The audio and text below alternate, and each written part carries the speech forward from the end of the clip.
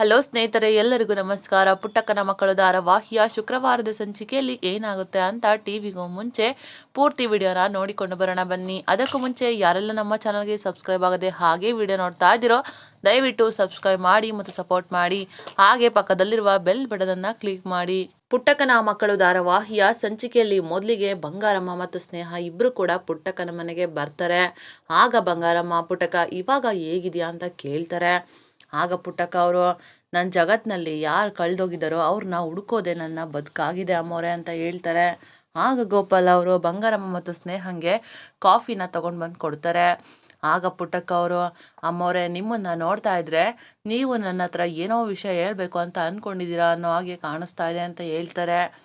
ಆಗ ಬಂಗಾರಮ್ಮನವರು, ಪುಟ್ಟಕ್ಕ ನಮ್ಮಿಂದ ದೂರ ಆಗಿರೋರು ಇನ್ನೊಂದು ರೂಪದಲ್ಲಿ ಬರ್ತಾರೆ ಅನ್ನೋದು ದಿಟನಾ ಅಂತ ಕೇಳ್ತಾರೆ. ಆಗ ಎಲ್ಲರಿಗೂ ಕೂಡ ಬಂಗಾರಮ್ಮನವ್ರನ್ನ ಆಶ್ಚರ್ಯದಿಂದ ನೋಡ್ತಾ ಇರ್ತಾರೆ. ಆಗ ಬಂಗಾರಮ್ಮ ಅವರು, ಏನಿಲ್ಲ ಪುಟ್ಟಕ್ಕ, ಬೆಳಗ್ಗೆ ಹಾಲಕ್ಕಿ ನುಡ್ಸೋರು ಬಂದು ಈ ಮನೆಗೆ ಆದಷ್ಟು ಬೇಗ ಅಂಬೆಗಾಲಿನ ಕೂಸು ಬರ್ತಾ ಇದೆ ಅಂತ ಶುಭ ಶಕನ ನುಡಿದ್ಬಿಟ್ಟು ಹೋದ್ರು ಅಂತ ಹೇಳ್ತಾರೆ. ಆಗ ಎಲ್ಲರಿಗೂ ಕೂಡ ತುಂಬಾ ಖುಷಿ ಆಗುತ್ತೆ. ಆಗ ಗೋಪಾಲ್ ಅವರು, ಒಂದು ಕೆಡುಕಿಂದೆ ಇನ್ನೊಂದು ಒಳ್ಳೇದಾಗುತ್ತೆ ಅನ್ನೋದಕ್ಕೆ ಇದೇ ಸಾಕ್ಷಿ ಅಂತ ಹೇಳಿದ್ರೆ, ಆಗ ಪುಟ್ಟಕ್ಕ ಅವರು, ಅಮ್ಮೋರೆ ಈ ವಿಷಯಕ್ಕೆ ಹೇಳೋದಕ್ಕೆ ನನ್ನ ಹತ್ರ ಯಾಕೆ ಹಿಂದೆ ಮುಂದೆ ಯೋಚನೆ ಮಾಡ್ತಾ ಇದ್ರಿ? ಈ ವಿಷಯ ನಾನು ಇನ್ನೂ ಮುಂದೆ ತುಂಬಾ ಕೆಲಸನ ಮಾಡಬೇಕು ಅನ್ನೋದನ್ನು ನೆನಪು ಮಾಡ್ತಾ ಇದೆ ಅಂತ ಹೇಳ್ತಾರೆ. ಆಗ ಅಷ್ಟೊತ್ತಿಗೆ ಕಂಠಿಯವರು ಕೂಡ ಬರ್ತಾರೆ. ಆಗ ಸುಮಾ, ಏನು ಬಾಬಾ ನೀವು ಸ್ವೀಟ್ನ ತೊಗೊಂಡು ಬರೋದು ಬಿಟ್ಟು ಬರೀ ಕೈಯಲ್ಲಿ ಬರ್ತಾ ಇದ್ದೀರಾ ಅಂತ ಕೇಳ್ತಾಳೆ. ಆಗ ಪುಟ್ಟಕ್ಕ ಅವರು, ಸುಮಾ ನೀನು ಸುಮ್ಮನೆ ಇರೋ, ನಿಮ್ಮಿಬ್ರನ್ನು ದೇವರು ಆರಿಸಿದ್ದಾಗೈತೆ. ಒಳ್ಳೆ ಸುದ್ದಿನ ಕೊಡೋದು ನಿಮ್ಮಿಬ್ರು ಜವಾಬ್ದಾರಿ. ದೇವರು ನಿಮ್ಮಿಬ್ರನ್ನ ಚೆನ್ನಾಗಿ ಇಟ್ಟಿರಲಿ ಅಂತ ಸ್ನೇಹ ಮತ್ತು ಕಂಠಿಗೆ ಪುಟ್ಟಕ್ಕ ಅವರು ಹೇಳ್ತಾರೆ. ಆಗ ಗೋಪಾಲ ಅವರು, ಬಿಡು ಪುಟ್ಟಮ್ಮಿ, ಆ ದೇವರು ಚೆನ್ನಾಗಿ ಇಟ್ಟಿರ್ತಾನೆ ಅಂತ ಹೇಳ್ತಾರೆ. ಆಗ ಪುಟ್ಟಕ್ಕ ಅವರು, ಸ್ನೇಹ ಈ ಅವಾಂತರಗಳ ಮಧ್ಯೆ ನಿನ್ನ ಕನಸನ್ನೇ ಮರೆತುಬಿಟ್ಟಲವಿ ಅಂತ ಹೇಳ್ತಾರೆ. ಆಗ ಸ್ನೇಹ ಅವರು ಏನು ಮಾತಾಡದೆ ಸೈಲೆಂಟಾಗಿ ಕೂತಿರ್ತಾರೆ. ಆಗ ಪುಟ್ಟಕ್ಕ ಅವರು, ನೋಡು ಸ್ನೇಹ, ಜಗತ್ತಲ್ಲಿ ತಾಯಿ ಆಗೋಳೆ ನಿರ್ಧಾರನ ತಗೋಬೇಕು. ಯಾಕೆ ಅಂದರೆ ತಾಯಿ ಆಗೋದು ಅಂತ ಅಂದರೆ ಒಂದು ಹೊಸ ಜೀವನಕ್ಕೆ ಕಾಲಿಟ್ಟಾಗೆ, ಯಾವುದೇ ರೀತಿಯ ತ್ಯಾಗಕ್ಕೂ ಕೂಡ ಸಿದ್ಧವಾಗಿರಬೇಕು. ಈಗ ಎಲ್ಲದಕ್ಕೂ ಒಪ್ಕೊಂಡು ಮುಂದೆ ಈ ರೀತಿ ಆಯ್ತಲ್ಲ ಅಂತ ಪಶ್ಚಾತ್ತಾಪ ಪಡಬಾರ್ದು ಅಂತ ಹೇಳ್ತಾರೆ. ಆಗ ಸ್ನೇಹ ಅವರು, ಅವ್ವ ನಾನು ಎಲ್ಲ ರೀತಿಯೂ ಯೋಚನೆ ಮಾಡಿದ್ದೀನಿ. ನನ್ನ ಆಸೆ ಕನಸು ಎಲ್ಲನೂ ಮನೆ ಸಂಸಾರ ಆಗಿರಬೇಕು ಅಂತಲೂ ಅಂದ್ಕೊಂಡು ತೀರ್ಮಾನ ತಗೊಂಡಿದ್ದೀನಿ ಅಂತ ಹೇಳ್ತಾರೆ. ಆಗ ಪುಟ್ಟಕ್ಕ ಅವರು, ಸರಿ ಸ್ನೇಹ, ಎಲ್ಲ ಕನಸುಗಳು ನನಸಾಗಬೇಕು ಅಂತ ಏನೂ ಇಲ್ಲ. ನನಸಾಗಿರೋ ಕನಸುಗಳನ್ನ ಜೋಪಾನ ಮಾಡ್ಕೋಬೇಕು ಅಂತ ಹೇಳ್ತಾರೆ. ಈ ಕಡೆ ಪುರ್ಸಿ ಕಾಲೇಜ್ ಹತ್ರ ಬರ್ತಾರೆ. ಆಗ ಅಲ್ಲಿಗೆ ಶಿವಾನಿ ಬಂದು, ಪುರ್ಸಿ ಏನು ಯಾರು ಕ್ಯಾಂಪಸಲ್ಲಿ ಕಾಣಿಸ್ತಾನೆ ಇಲ್ವಲ್ಲ ಅಂತ ಕೇಳ್ತಾಳೆ. ಆಗ ಪುರ್ಸಿ ಎಲ್ಲರೂ ಇಲ್ಲೇ ಇದ್ದಾರಲ್ವಾ ಅಂತ ಹೇಳಿದ್ರೆ, ಆಗ ಶಿವಾನಿ ಅವರು, ಅಲ್ಲ ಪುರ್ಸಿ ಸಚಿನ್ ಎಲ್ಲಿ ಕಾಣಿಸ್ತಾನೆ ಇಲ್ಲ ಅಂತ ಕೇಳ್ತಾಳೆ. ಆಗ ಪುರ್ಸಿ, ಸಚಿನ್ ಇವತ್ತು ಕಾಲೇಜಿಗೆ ಬರೋದು ಡೌಟು ಅಂತ ಹೇಳ್ತಾರೆ.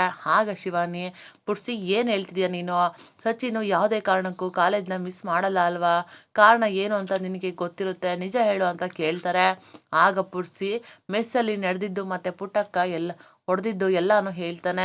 ಆಗ ಶಿವಾನಿ ಎಲ್ಲ ಫ್ರೆಂಡ್ಸ್ನ ಕರೆದು, ನೋಡಿ ಇವತ್ತೊಂದು ಬ್ರೇಕಿಂಗ್ ನ್ಯೂಸ್ ಇದೆ, ಏನು ಗೊತ್ತಾ? ಸುಮಾ ನನ್ನ ಫ್ರೆಂಡ್ ಸಚಿನ್ ನಮ್ಮ ಮನೆಗೆ ಅಂತ ಕರ್ಕೊಂಡೋಗಿ ಅವ್ರ ಅಮ್ಮನ ಕೈಯಲ್ಲಿ ಸಚಿನ್ ಕಪಾಳಕ್ಕೆ ಹೊಡೆಸಿದ್ದಾಳೆ. ಅವನು ಇವತ್ತು ಕಾಲೇಜ್ಗೆ ಬರ್ತಾ ಇಲ್ಲ, ಜೊತೆಗೆ ಫೋನ್ ಕೂಡ ಸ್ವಿಚ್ ಆಫ್ ಮಾಡ್ಕೊಂಡಿದ್ದಾನೆ. ಅಕಸ್ಮಾತ್ ಅವನೇನಾದರೂ ಹೆಚ್ಚು ಕಮ್ಮಿ ಮಾಡ್ಕೊಂಬಿಟ್ರೆ ಅಂತ ಹೇಳ್ತಾಳೆ. ಆಗ ಪುರ್ಸಿ, ಹೆಚ್ಚು ಕಮ್ಮಿ ಅಂತಂದ್ರೆ ಏನು ಶಿವಾನಿ ಅಂತ ಕೇಳ್ತಾನೆ.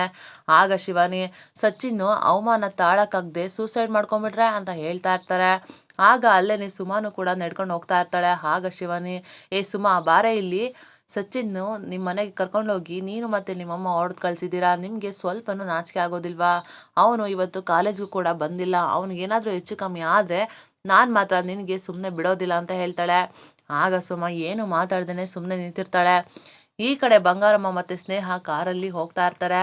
ಆಗ ಬಂಗಾರಮ್ಮ, ಸ್ನೇಹ ನಾನು ನೇರವಾಗಿ ಒಂದು ಪ್ರಶ್ನೆನ ಕೇಳ್ತೀನಿ, ನೀನು ಪರೀಕ್ಷೆ ಬರೆಯೋಕ್ಕಾಗಿಲ್ಲ ಅಂತ ತಾನೇ ಕಂಠಿ ಮೇಲೆ ಕೋಪ ಮಾಡ್ಕೊಂಡಿದ್ದು ಅಂತ ಕೇಳ್ತಾರೆ.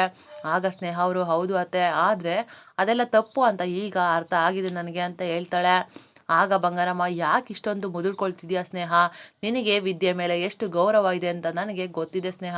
ಚೆನ್ನಾಗಿ ಓದಿ ದೊಡ್ಡ ಆಫೀಸರ್ ಆಗಬೇಕು ಅಂತ ಕನಸು ಕಟ್ಕೊಂಡಿದ್ದೆ ಅಲ್ವಾ ಅಂತ ಕೇಳ್ತಾರೆ.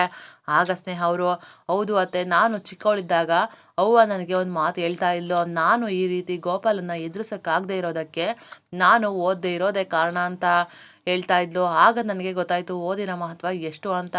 ಅದಕ್ಕೆ ನಾನು ಚೆನ್ನಾಗಿ ಓದಿ ದೊಡ್ಡ ಅಧಿಕಾರಿ ಆಗಬೇಕು ಅಂತ ಅಂದ್ಕೊಂಡಿದ್ದೆ ಅಂತ ಹೇಳ್ತಾರೆ. ಆಗ ಬಂಗಾರಮ್ಮ ಅವರು, ಸ್ನೇಹ ಅಂದ್ಕೊಂಡಿದ್ದೆ ಅಂದರೆ ಏನವ, ಈಗ ಆ ರೀತಿ ಕನಸಿಲ್ವಾ, ಯಾರಿಗೋಸ್ಕರನೋ ನಿನ್ನ ಕನಸುಗಳನ್ನು ಬಿಟ್ಕೊಡೋಕೆ ಹೋಗ್ಬೇಡ, ಅದನ್ನು ಈ ಬಂಗಾರಮ್ಮನೂ ಕೂಡ ಒಪ್ಪೋದಿಲ್ಲ ಅಂತ ಹೇಳ್ತಾರೆ. ಆಗ ಸ್ನೇಹ ಅವರು, ಅತ್ತೆ ನಾನು ಯಾರ್ದೋ ಒತ್ತಾಯಕ್ಕೋಸ್ಕರ ಮಣಿದು ನನ್ನ ಕನಸುಗಳನ್ನು ಬಿಟ್ಕೊಡ್ತಾ ಇಲ್ಲ, ನಾನು ಬಯಸ್ತಿರೋ ಕನಸು ನನಸಾಗಿದೆ, ಅದನ್ನು ಜೋಪಾನ ಮಾಡ್ಕೋಬೇಕು ಅಂತ ಯೋಚನೆ ಮಾಡ್ತಾ ಇದ್ದೀನಿ. ಅಕ್ಕ ನಮ್ಮನ್ನು ಬಿಟ್ಟು ಹೋದ್ಮೇಲೆ ಕೆಲವು ವಾಸ್ತವ ನನಗೆ ಅರ್ಥ ಆಗಿದೆ. ಹೆಣ್ಣು ಅನ್ನೋಳು ಎಷ್ಟೇ ಗಟ್ಟಿಗಿತ್ತಿ ಆದರೂ ಕೂಡ ಕೆಲವೊಂದು ವಿಷಯದಲ್ಲಿ ತಲೆ ಬಾಗಲೇಬೇಕು. ಮದುವೆ ಆದಮೇಲೆ ಎಲ್ಲ ಹೆಣ್ಮಕ್ಳು ಜೀವನನೂ ಕೂಡ ಬದಲಾಗುತ್ತೆ. ಹಾಗೆ ನನ್ನ ಜೀವನನೂ ಕೂಡ ಬದಲಾಗಿದೆ ಅತ್ತೆ. ಅತ್ತೆ ಆಗಿರೋ ನೀವು ನನಗೆ ಅವ್ವ ಆಗಿದ್ದೀರಾ, ಅವಳ ಕನಸನ್ನು ಈಡೇರಿಸೋದು ಕೂಡ ನನ್ನ ಕರ್ತವ್ಯ. ಮದುವೆ ಆದಾಗ ನೀವು ಎಷ್ಟೆಲ್ಲ ಕಷ್ಟಪಟ್ಟಿದ್ದೀರಾ ಅಂತ ನನಗೆ ಮಾವಯ್ಯ ಹೇಳಿದ್ದಾರೆ ಅಂತ ಹೇಳ್ತಾರೆ. ಆಗ ಬಂಗಾರಮ್ಮ, ಸ್ನೇಹ ನಮಗೆ ಮಗು ಬೇಕು ಅಂತ ನೀನು ಓದನ್ನು ಮುಂದಕ್ಕೆ ಹಾಕಬೇಡ, ನಿನಗೆ ಹೇಗೆ ಬೇಕೋ ಆ ರೀತಿ ಜೀವನ ಸಾಗಿಸೋ ಅಧಿಕಾರ ಎಲ್ಲನೂ ಇದೆ ಅಂತ ಹೇಳ್ತಾರೆ. ಆಗ ಸ್ನೇಹ ಅವರು, ಅತ್ತೆ ನಾನು ಅಧಿಕಾರ ಇದೆ ಅಂತ ಹೇಗೆ ಬೇಕೋ ಆ ರೀತಿ ನಡ್ಕೊಳ್ತಾ ಇದ್ದೆ, ಅದರಿಂದ ನಿಮಗೆ ಎಷ್ಟೆಲ್ಲ ನೋವಾಗಿದೆ ಅಂತ ನನಗೆ ಗೊತ್ತು, ಅದಕ್ಕೆ ನನ್ನನ್ನು ಕ್ಷಮಿಸ್ಬಿಡಿ ಅತ್ತೆ ಅಂತ ಕೇಳ್ತಾರೆ. ಆಗ ಬಂಗಾರಮ್ಮ ಅವರು, ಸ್ನೇಹ ಬಿಡವ್ವ, ಅದಕ್ಕೆಲ್ಲ ನೀನು ನೊಂದ್ಕೊಳಕ್ಕೆ ಹೋಗ್ಬೇಡ ಅಂತ ಹೇಳ್ತಾರೆ. ಆಗ ಬಂಗಾರಮ್ಮನವರು ಗಾಡಿನ ನಂಜವ್ವನ ಮನೆ ಕಡೆ ತಿರುಗಿಸು ಅಂತ ಡ್ರೈವರ್ಗೆ ಹೇಳ್ತಾರೆ. ಆಗ ಸ್ನೇಹ ಅವರು ಯಾಕತ್ತೆ ಅಂತ ಕೇಳಿದ್ರೆ, ಆಗ ಬಂಗಾರಮ್ಮ ಅವರು, ಆ ಮನೇಲಿ ಇಷ್ಟು ದಿನ ಸಸಿ ಇದ್ಲು ಅಲ್ವಾ, ಏನೇನು ಅವಾಂತರ ಮಾಡಿದಳೋ ಅದನ್ನ ತಿಳ್ಕೊಬೇಕು ಅಂತ ಹೇಳ್ತಾರೆ. ಈ ಕಡೆ ಸಹನಾ ಅವರು ಹೋಟೆಲ್ ಹತ್ರ ಇರ್ತಾರೆ. ಆಗ ಅಲ್ಲಿಗೆ ಸಹನಾಗೆ ಗೊತ್ತಿರೋ ಕಾನ್ಸ್ಟೇಬಲ್ ಕೂಡ ಬಂದಿರ್ತಾರೆ, ಜೊತೆಗೆ ಇಬ್ರು ಆಫೀಸರ್ ಕೂಡ ಬರ್ತಾರೆ. ಆಗ ಸಹನಾ ಅವ್ರನ್ನ ಆಧಾರ್ ಕಾರ್ಡ್ ಕೇಳ್ತಾರೆ. ಆಗ ಸಹನಾ ಅವರು, ಆಧಾರ್ ಕಾರ್ಡ್ನ ಮಾಡಿಸಿದೀನಿ ಸರ್, ಆದರೆ ಇವಾಗ ಅಂತ ಸಹನಾ ಅವರು ಏನು ಮಾತಾಡದೆ ತಡಬಡಿಸ್ತಾ ಇರ್ತಾರೆ. ಆಗ ಆಫೀಸರ್ಸ್, ಹಾಗಾದರೆ ಆಧಾರ್ ಕಾರ್ಡ್ ಕೊಡೋದಕ್ಕೆ ಏನಮ್ಮ ಕಷ್ಟ ನಿನಗೆ ಅಂತ ಕೇಳ್ತಾರೆ. ಆಗ ಸಹನಾ ಅವ್ರಿಗೆ ತುಂಬಾ ಗಾಬರಿ ಆಗ್ತಾ ಇರುತ್ತೆ. ಆಗ ಪೊಲೀಸ್ ಕಾನ್ಸ್ಟೇಬಲ್, ಅಷ್ಟಕ್ಕೂ ನಿಂದು ಯಾವ ಊರಮ್ಮ, ನೀನು ನಿಮ್ಮ ಊರಿಗೆ ಹೋಗಿ ಕಂಪ್ಲೇಂಟ್ ಕೊಟ್ಟು ಅಲ್ಲೇನೆ ಆಧಾರ್ ಕಾರ್ಡ್ ಮಾಡಿಸೋದು ಒಳ್ಳೇದಮ್ಮ ಅಂತ ಪೊಲೀಸ್ ಕಾನ್ಸ್ಟೇಬಲ್ ಹೇಳ್ತಾರೆ. ಆಗ ಸಹನಾ ಅವರು, ಇಲ್ಲಿ ಮಾಡಿಸೋದಕ್ಕೆ ಆಗೋದಿಲ್ವಾ ಅಂತ ಕೇಳ್ತಾರೆ. ಆಗ ಪೊಲೀಸ್ ಕಾನ್ಸ್ಟೇಬಲು, ಇಲ್ಲಿ ಮತ್ತೆ ಹೊಸ ಆಧಾರ್ ಕಾರ್ಡ್ ಮಾಡಿಸ್ಬೇಕು ಅಂತ ಅಂದರೆ ತುಂಬಾ ದೊಡ್ಡ ತಲೆನೋವು, ನೀನು ಊರಿಗೆ ಹೋಗು, ಅಲ್ಲಿ ಎಲ್ಲ ಆಧಾರನೂ ಸಿಗುತ್ತೆ, ಪರಿಚಯದವರು ಕೂಡ ಸಿಗ್ತಾರೆ, ಆಗ ಕೆಲಸ ಇನ್ನೂ ಸುಲಭ ಆಗುತ್ತೆ ಕಣಮ್ಮ ಅಂತ ಹೇಳ್ತಾರೆ. ಆಗ ಸಹನಾ ಅವರು, ಹಂಗಾದ್ರೆ ನಾನು ಊರಿಗೆ ಹೋಗ್ಲೇಬೇಕಾಯ್ತದ ಸಾಹೇಬ್ರೆ ಅಂತ ಕೇಳ್ತಾರೆ. ಆಗ ಪೊಲೀಸ್ ಕಾನ್ಸ್ಟೇಬಲ್ಲು, ಹೌದು ಹೋಗ್ಲೇಬೇಕು ಅಂತ ಹೇಳ್ತಾರೆ. ಈ ಕಡೆ ಬಂಗಾರಮ್ಮ ಮತ್ತು ಸ್ನೇಹ ನಂಜವ್ವನ ಮನೆ ಹತ್ರ ಹೋಗ್ತಾರೆ. ಆಗ ನಂಜವ್ವ ಮರೆಯಲ್ಲೇ ನಿಂತ್ಕೊಂಡು ಇವರಿಬ್ರು ನೋಡಿ, ತಲೆ ತಗ್ಸೋದಿಲ್ಲ ಅಂತ ಹೇಳ್ತಾ ಇದ್ದೆ ಅಲ್ವಾ ಬಂಗಾರಮ್ಮ, ಇವತ್ತು ನೀನು ಹೇಗೆ ನಮ್ಮ ಮನೆಗೆ ಬರದೆ ಹೋಗ್ತೀಯ ನಾನು ನೋಡ್ತೀನಿ ಅಂತ ಯೋಚನೆ ಮಾಡ್ತಾ ಇರ್ತಾರೆ. ಆಗ ಬಂಗಾರಮ್ಮ, ಸ್ನೇಹ ವಸುಗೆ ಫೋನ್ ಮಾಡಿ ಬರೋದಕ್ಕೆ ಹೇಳು ಅಂತ ಹೇಳ್ತಾರೆ.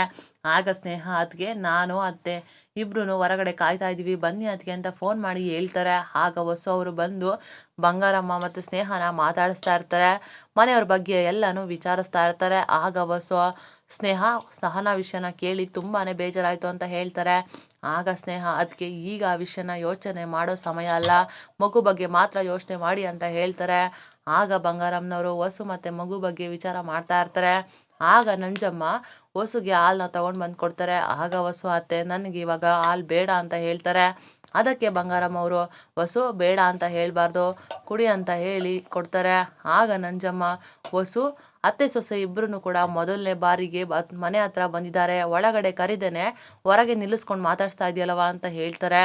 ಆಗ ಬಂಗಾರಮ್ಮನವರು, ವಸು ನಿನಗೆ ಅಂತ ಹಣ್ಣುಗಳನ್ನೆಲ್ಲ ತೊಗೊಂಡು ಬಂದಿದ್ದೀನಿ ಅಂತ ಕೊಡೋಕೆ ಹೋದರೆ, ಆಗ ನಂಜಮ್ಮ ಅವರು, ನೋಡು ನೀನು ಮಾತ್ರ ಅದನ್ನು ಇಸ್ಕೋಬೇಡ ವಸು ಅಂತ ಹೇಳ್ತಾರೆ. ಆಗ ಎಲ್ಲರಿಗೂ ಕೂಡ ಆಶ್ಚರ್ಯ ಆಗುತ್ತೆ. ಆಗ ನಂಜಮ್ಮ ಅವ್ರನ್ನೇ ನೋಡ್ತಾ ಇರ್ತಾರೆ. ಇದಾಗಿತ್ತು ಶುಕ್ರವಾರದ ಸಂಚಿಕೆ. ಮುಂದಿನ ವಿಡಿಯೋಗಾಗಿ ನಮ್ಮ ಚಾನಲನ್ನು ಸಬ್ಸ್ಕ್ರೈಬ್ ಮಾಡಿ ಮತ್ತು ಸಪೋರ್ಟ್ ಮಾಡಿ. Thank you.